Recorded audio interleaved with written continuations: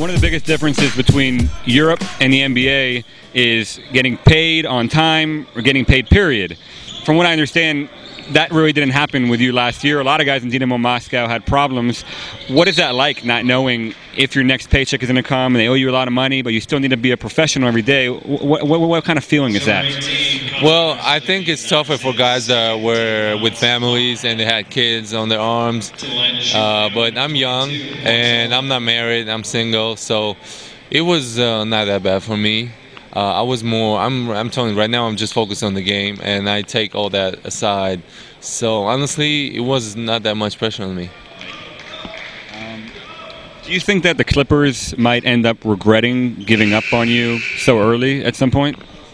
Well, doing my best and playing my game. If I get back into the league, just my game will speak for me. People have sometimes criticized you for not being tough enough, not playing hard enough. How do you address those criticisms? If an NBA team comes to you right now, they're interviewing, they say, hey, this is what we've heard about you, this is your reputation. What do you say to that?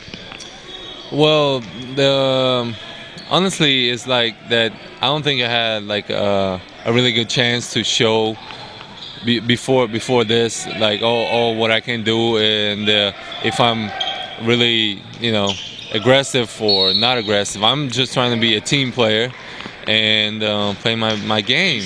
And sometimes, it's hard to do. Is it fair when people, bring up some of the guys that were drafted behind you, Danny Granger, for example, and they start criticizing the Clippers for missing out? Is that a fair thing to do?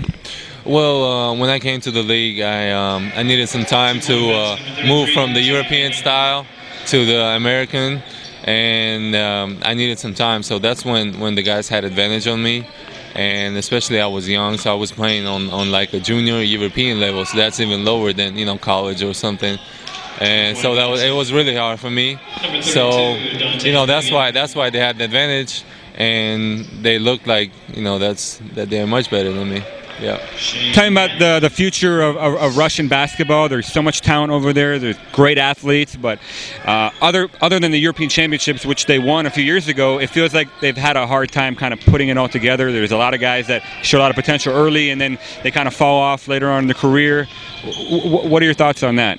Well, on that, my thought is that recently all the big teams in Russia, especially in Moscow, they are buying like big international players and American players, and so all the Russian young guys that are like big future stars are sitting on the bench and not having a lot of playing time.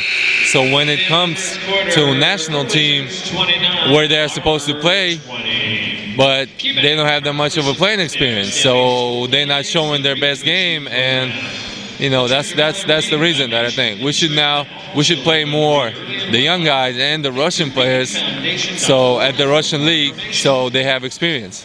And now when the crisis is the money crisis, where there's like only one or two international players in the team, in each team, now the guys are having more playing time. That we're gonna get better now.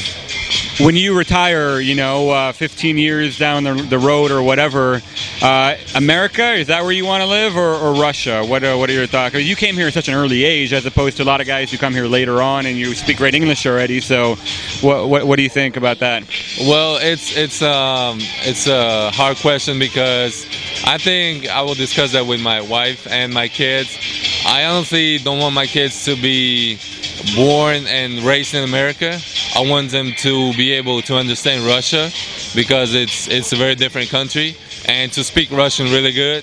So that would be hard if they will start to study here.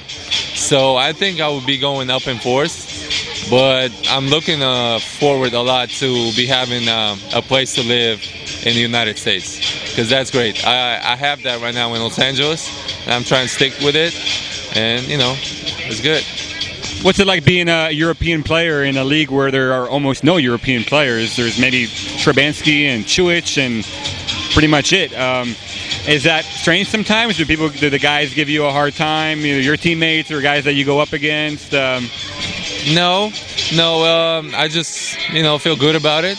It's good, and I'm proud about it.